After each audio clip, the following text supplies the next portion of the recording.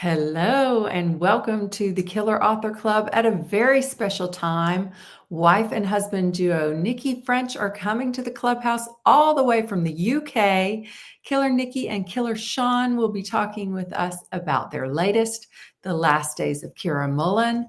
So grab your cocktails and your list of questions for our killer guests, and we will see you right back here. Welcome to the Killer Author Club. 3 best-selling authors talking about killing, of the fictional kind, with the best thriller and suspense authors in the business. Killer conversations, killer cocktails, and killer guests, with your hosts, Kimberly Bell, Heather Gutenkopf, and Kara Ruda. This is the Killer Author Club.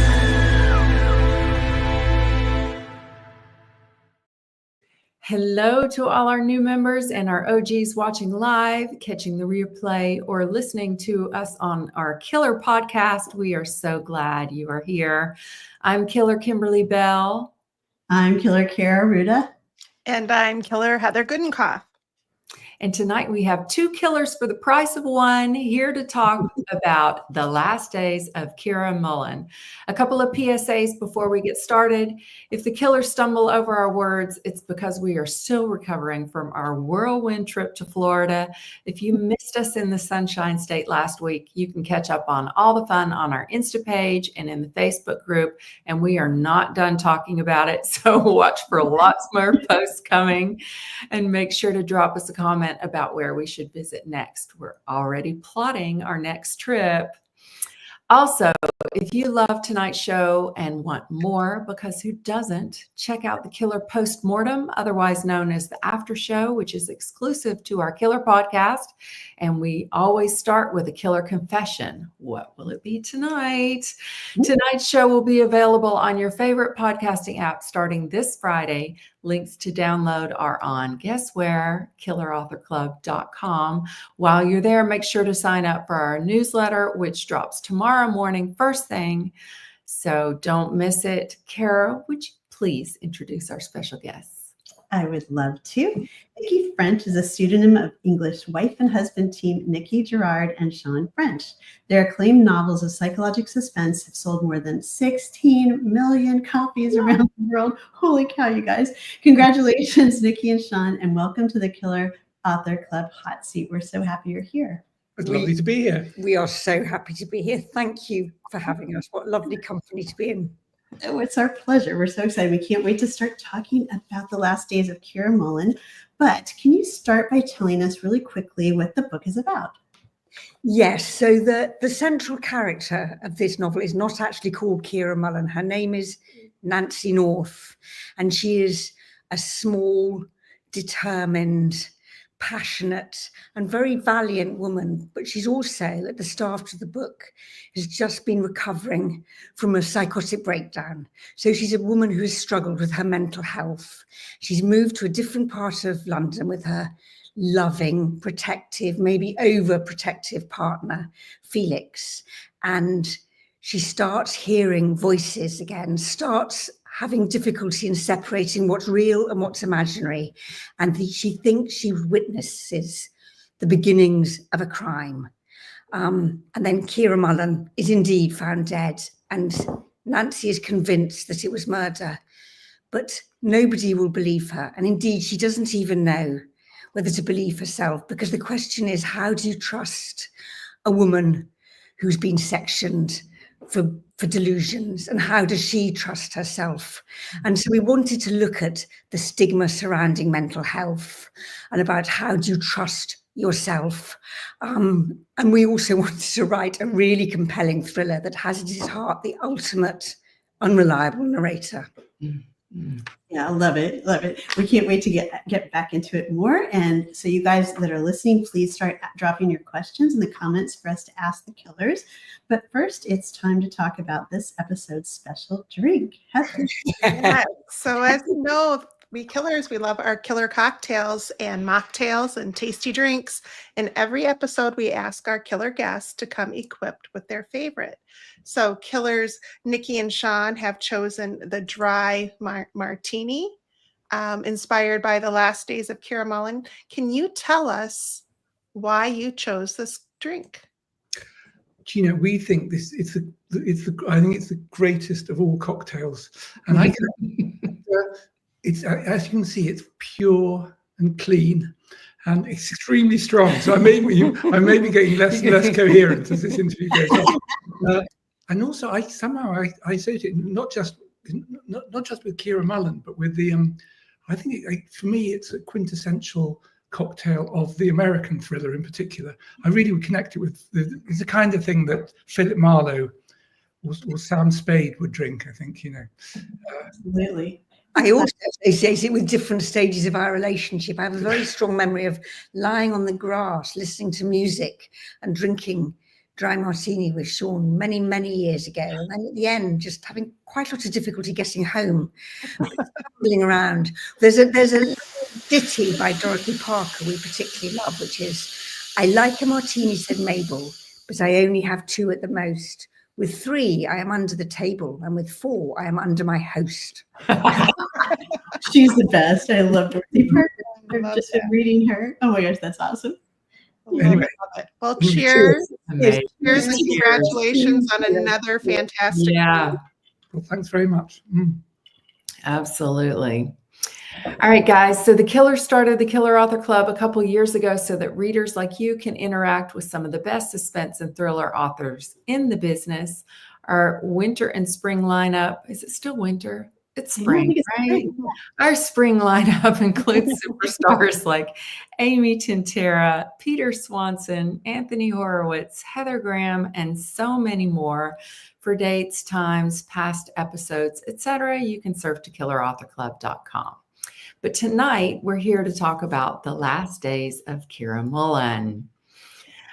Tense, twisty, and profoundly thought-provoking. I was beyond wrapped up in the story from the first gripping chapter until the final soul-satisfying last page. That's from Lindsay of Suspense is Killing Me. Lee Child says no one does it better than Nicci French. And The Guardian reviewer said, the authors are still keeping me up far too late, rushing through the pages in a panicky, obsessive fashion as I race to the conclusion. There we are. Still keep stopping people from sleeping. That's our service. That's the best thing you can say to an author, right? I couldn't put it down. So Nicci and Sean, you are clearly enormously successful, collaborative serial killers. And now we need to know your answer to the killer question.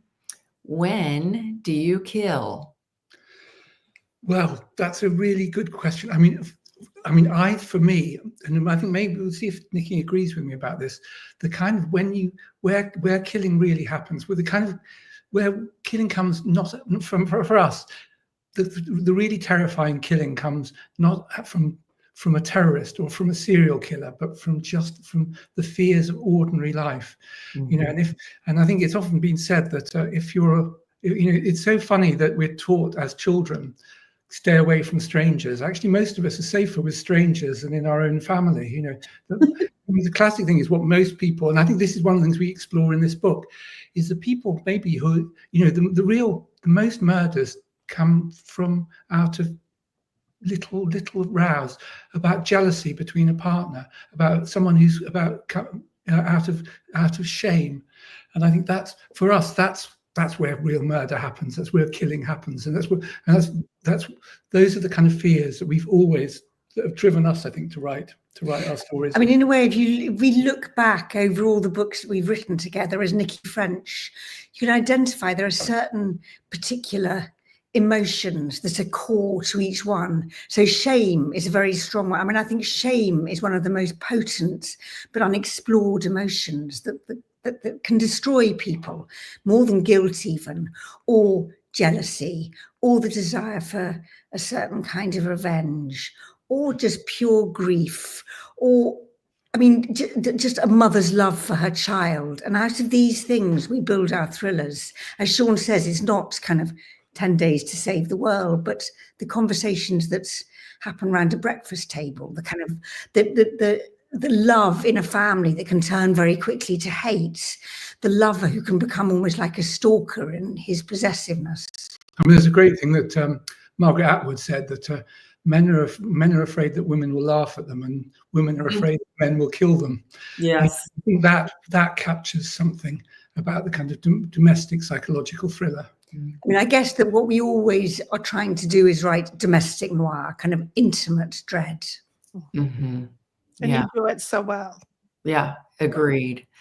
And you said earlier the premise, that your starting premise of this story was like, what do you do like when you know that a murder has been committed but nobody believes, or maybe you don't even believe yourself, right? When you say you were innocent or you don't know anything. But so, and you said you wanted to kind of explore the mental health that comes behind it. But like, where did that come from? Like, did something happen that planted that idea in your brain? That's a great question. I mean, I think one thing we've always been, I think something we share as being Nicci French in the world of the books we write, is this idea of the fragility of ordinary life. That was like, most of us go through life almost pretending that we're safer than we really are. We think tomorrow will be like today. And we almost don't want to face up to the fact that we're just this one little step, one little bit of bad luck away from everything collapsing. And the same is true of the human mind. The mind is so, where does something like almost as we were saying earlier, when does jealousy turn into murderous jealousy? When does being a bit eccentric turn into being mad? And so I think we've for a long time we've been interested in just what happens to you when you're regarded as being insane, and then people don't trust you, and then what if we took someone like that and put them in a thriller?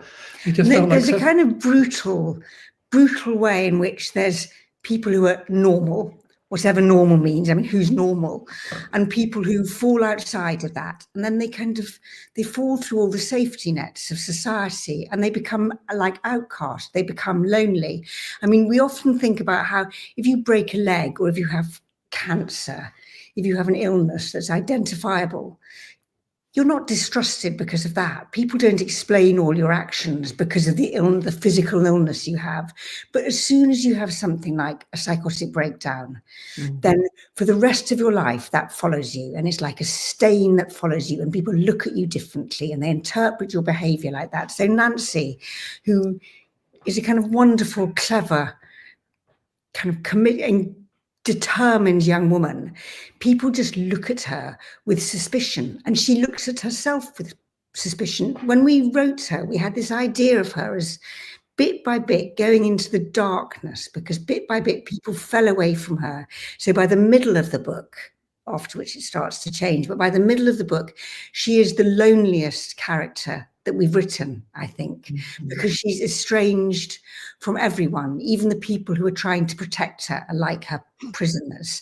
And she's estranged from herself. She has the terror of not knowing that by fighting for what she thinks is true, whether she's committing herself to a life in a mental asylum, for instance. And one of the things, she's surrounded by people. She's got this, quotes, loving partner, and she's surrounded by people, friends and friendly neighbors. And in a way, they're like, are they her friends or are they her enemies? These people who are kind of, they see themselves as protecting her. And that's again, that's something that's always interested us, is most of us, we don't have, we're not frightened of enemies. Most of us don't have enemies. What we're frightened of is our friends. What do our friends really think about us when we're not in the room? How much do we trust them? So maybe there's something about the kind of friends we have, but, No, it's so true. Right. And that stigma around mental health is still, even in this day and age, is still so real and can be just as devastating as the illness at times. And you do such a great job of realistically conveying, the issue and how those around people who suffer can be allies or be enemies, and depending on how they react. Yeah. And it's a fine line between looking after someone and coercively controlling them, I think. Right. Well, and we were saying some of the scenes in the book are really traumatic and also enraging to read, especially when, finding yourself in a mental hospital where you don't belong is kind of the stuff of nightmares. previously. Her treatment by professionals, may be angry, but it's also actually happens in real life. Was this based on a story you read about somebody, or? Well, not even one story. I mean, we wanted to. I mean, it was really important when we took on this subject because it's so sensitive and so many people. I mean, it's clear people who will read the book will have either have experienced that or will have know people who've experienced it. So we had to get it right. And so the portrayal of, I mean, there are, I'm sure there are, I mean, I know there are good, we're talking now about England. I'm sure there are fine mental hospitals, psychiatric hospitals, but there are still some terrible ones.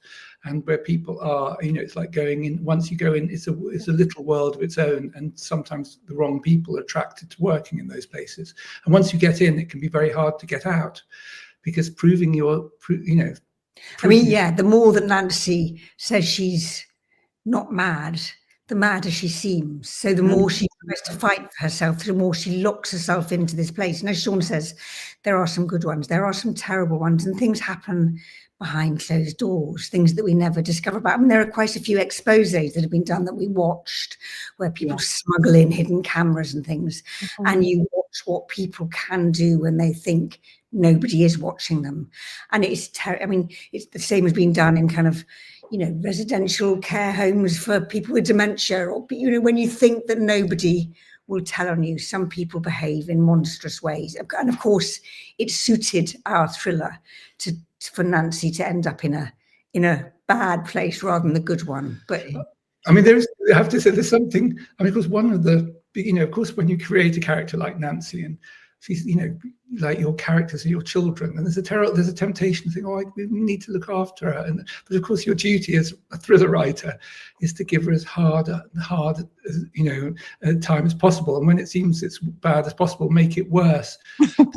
In a way, so you discover what she's made of, and she has, she I don't, without too many spoilers, she comes out of it, she comes out of this terrible darkness. Also, I think there's a way in which, as she can no longer trust anybody, nobody is accompanying her or standing beside her, she goes into this darkness. But there's a way in which the reader is, in a sense, as a reader, you stand with Nancy. Oh, yeah. Darkness with.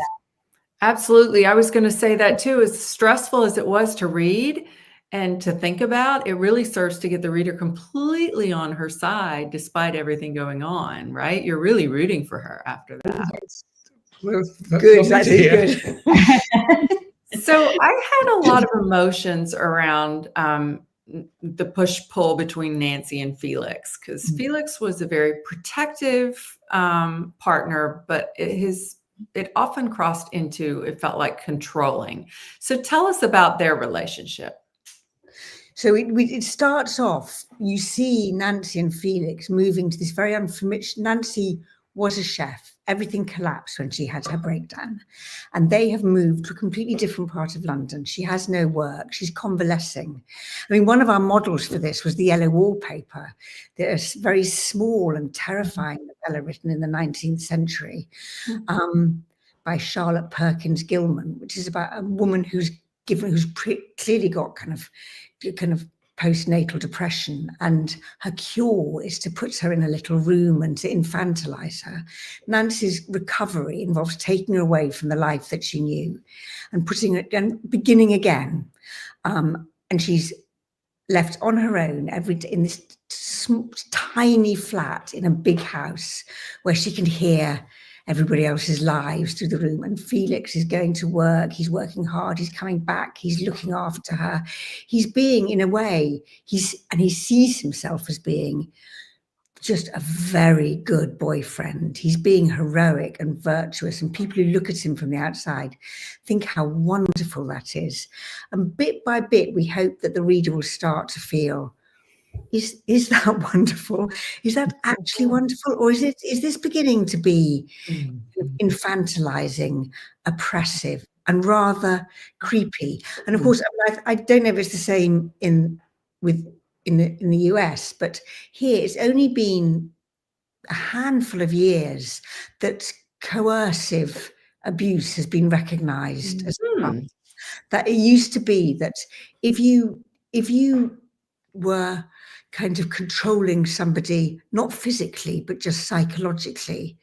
That was never regarded as anything that the police or the court should be involved in. And the law has now changed, and that is now regarded as a crime. So people do recognise that there's a kind of domestic abuse that can go on that has nothing to do with physical violence. I don't think there are laws here that address that. I don't know. Yeah, I've never heard that. But I've heard of coercive control. And we talk a lot about emotional abuse, but I don't know that it's officially. Or gaslighting. I mean, the term here is, I don't know the same as that, gaslighting. I mean, it's become such a term. So people are suddenly conscious of the ways that there are many different ways to bully or control people. As anyone who's been to school will know. Yeah. Yes. It must be really hard to prove. Right. Yeah. Yeah. And I don't know if it's a coincidence that Nicci and I have been, we've been writing together for 30 years, and we keep returning to the theme of how dangerous it is to spend too much time with your. Actually, I think we do. And the other thing we write about is we continually write about kind of being alone and how nobody can rescue anybody, how you've got to do it yourself. So, I think one of the things, I think because of the way we work together, I think we've constantly discovered, with each book I write, I discover what a strange woman Nicci is, really.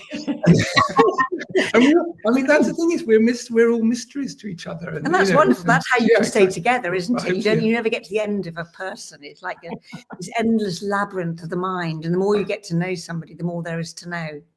Right. That's the hope, right? And the knowing is good, not scary. Right. That kind of gets to Kathy's question here. How do you guys collaborate? And now it's been a 30-year collaboration, you told us. Does one have the idea and the other puts the words on the page? Right. Well, absolutely not. So, I'll start and then you can take over. So the way we wrote our very first novel so many years ago is the same way that we write now, because there is no other method for us that we think would work. And there's no separation between us. First of all, we spend weeks and sometimes months working out what the novel is going to be. I mean, the initial idea, the characters, the plot, the twists and the turns, very importantly, the ending, where it's getting to. And it's like working out a journey. And then, of course, a journey isn't the same when you set out on it as when you look at a map. But then when we finish that process, we do the research, and we do all the research together. There's no separation about that. It's not kind of labor-saving device. And then one of us, and we never decide in advance who that will be, one of us will write, say, the first chapter, and we will email it to the other. And actually the emailing is quite important. We don't come and sit down beside each other and kind of show each other. What we've done is done invisibly and separately. So we'll email it to the other, who is then absolutely free to edit it, to rewrite bits of it, to amplify it, even to erase the whole thing and to write another version. And then they will write the next chapter and email it back. And that's how we proceed. But the important thing is that it's not that Sean is writing as Sean French and emailing it to me, and then I'm mashing as much of Nicci Gerard into that as I can. It's not a kind of struggle or a compromise between our two voices. We absolutely are writing into this strange third person that we've created between us, who's called Nicci French. I mean, when we started writing our first book, really, because we were both journalists, and it really was just like an experiment to see. We were almost writing without even an idea that we'd ever be published, but just could we create a voice? And I think the revelation that happened about halfway through that first book is this. I mean, again, I can just speak just for myself. Is the complete surprise that somehow, putting on this Nicci French mask, I felt free to become a completely different writer. And so some people think, oh, isn't collaborating being constraining? And for me, it's completely the opposite. It allows me to become this strange female crime writer. That was not on one of my plans when I started out writing. But I would say that central to our writing, which we just have to trust each other. Yeah. We have to trust each other. There's not a battle of egos. We have to trust each other enough to show each other our kind of unfinished work and look ridiculous in front of each other and be vulnerable, because it's a very intimate process. Yeah. So we just have to be quite careful and courteous and kind to each other in the process. Yeah. Do you sit in the same room when you're writing? Or are you? No. I'm in a shed right out in the garden, and Nicci's in an attic at the top of the house, and it's really important, the geographical situation. We did once. So once we sat in the same room as each other for a day, just because of technical reasons, and it was very revelatory and not a great success. So we work in very different ways. So I got going like 9 in the morning. I kind of went and had a run or whatever, sat down, started working, and Sean came in somewhat later and very nicely gave me some coffee, and then he went and got me some more coffee, and then he read out a crossword clue, and then he looked at a bird on the bird table and we had to identify it, and then he read out another crossword clue, and then he asked what we were having for lunch, and then we started discussing what we were going to have for supper, and then sounds so familiar.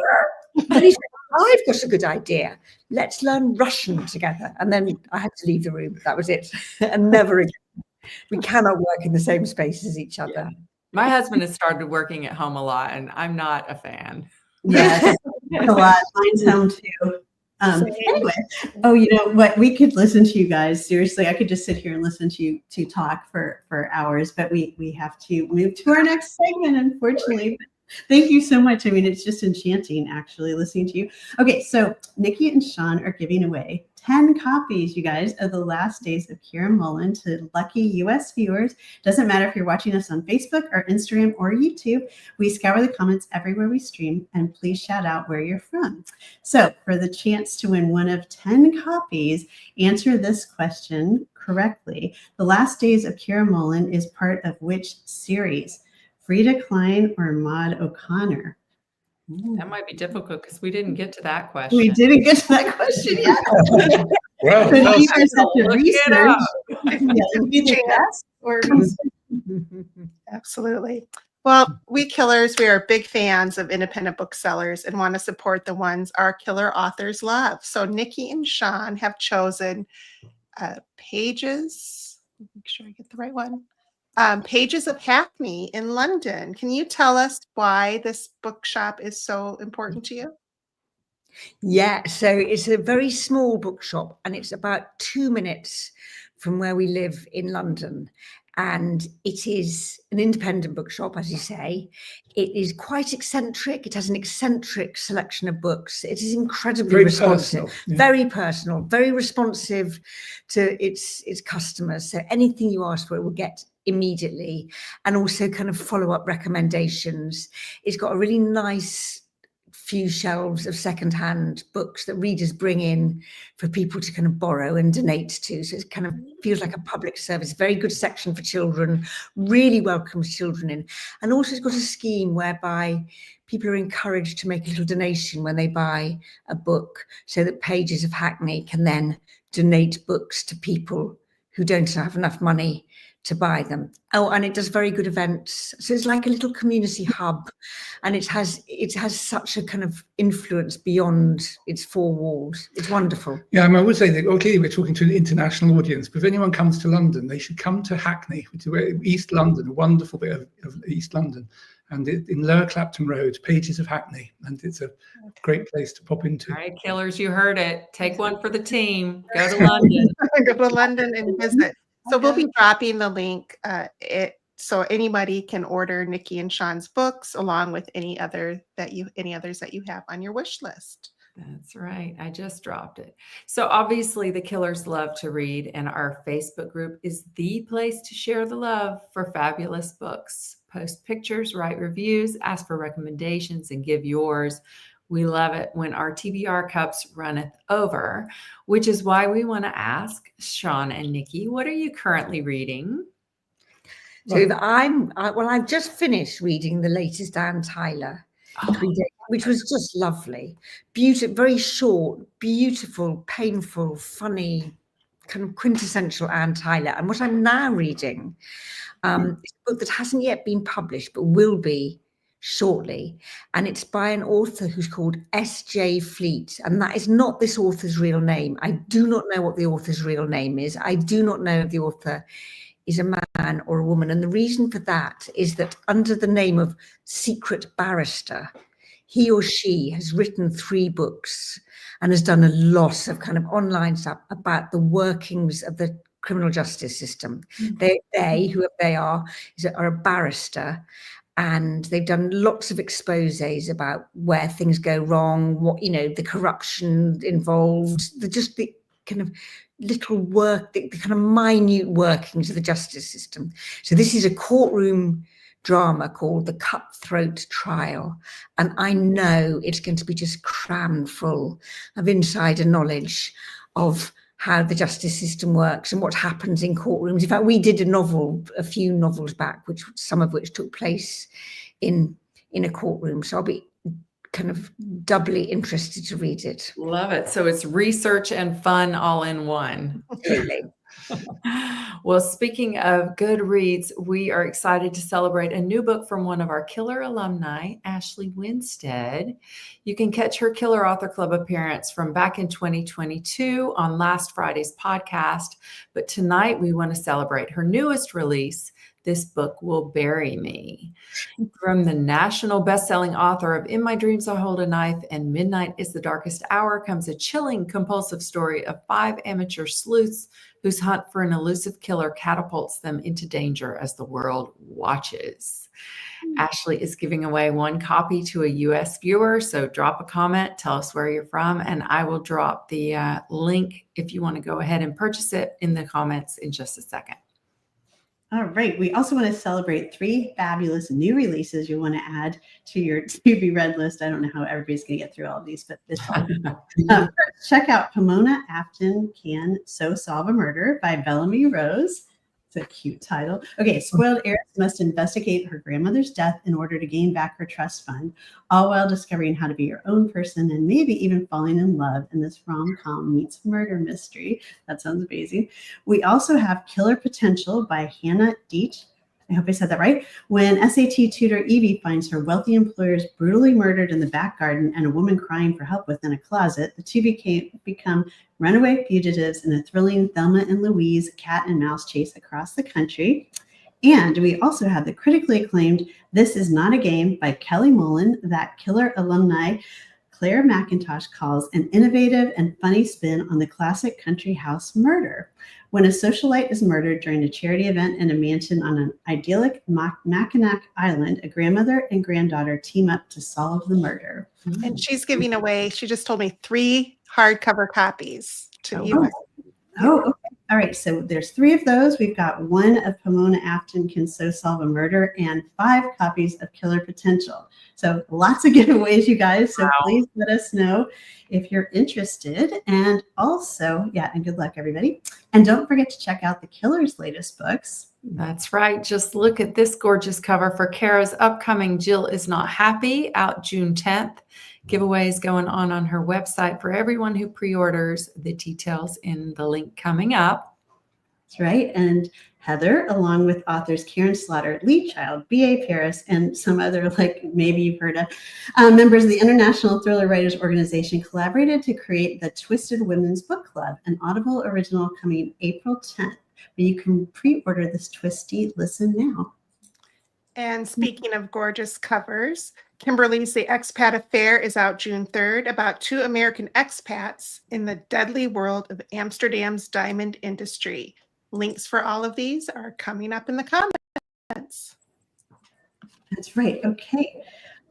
Membership has its privileges. So if you're on Facebook, check out our private members-only group called the Killer Author Club, where every episode the killers choose a name from the hat to win swag. So you can win t-shirts, mugs, candles, totes, hats, all of which can be found on killerauthorclub.com. Tonight's winner is Rachel Cananariato. I hope I said that right, Rachel. Congratulations, and please send one of us killers your address, and we'll send some killer author swag your way. And if you want to be the next winner, become a member of our Facebook group, and you're automatically entered. And the link is coming up in the comments. And speaking of support, a big killer thanks to Book Reporter for sharing our upcoming episodes in their newsletter. Stay up to date on all bookish news and events at bookreporter.com. That's right. And Nicci and Sean, we have some excellent news. You guys survived the Killer Author Club. Well, that's a relief. It was close. It was close. With the help of a drink, yeah. Yes. So books to read ahead of us. I love it. Please tell us where our listeners and viewers can find you guys. Well, the easiest, if you just find us on Twitter or Blue Sky or Facebook, just Google us. Not Google us, but right, tap our name in. You'll find us. And you can send us, anyone who has questions, you can always ask us something. Or in a bookshop. Yeah. Gosh, so nice being with you guys. All right. And that does it for tonight's episode. It went so fast. We have so many more questions we didn't get to. So you guys will have to come back next time again. Thanks everyone for tuning in, and make sure to mark your calendars for 2 weeks from today. We'll be back on April 8th at our usual time, 9 p.m. Eastern, 6 p.m. Pacific, with the one and only Queen of Gothic, Emily Carpenter. She'll be answering all of our burning questions about her latest Gothic town. In the meantime, as we've said, please find us wasting too much time on Instagram, Facebook, Twitter, and TikTok. For all the information you need, times, upcoming schedule, past episodes, recipes, and merch, surf to killerauthorclub.com. Thanks for being part of the club. Thanks, everyone. Thanks very much. Thank you so much. It's a great pleasure. That does it for tonight's show. Thank you for tuning in. If you'd like to catch our next show live, we're every other Tuesday night on Facebook, Instagram, and YouTube. For times, upcoming schedule, and to catch up on past episodes, visit us at killerauthorclub.com. Happy reading. Now get on out there and kill that TBR.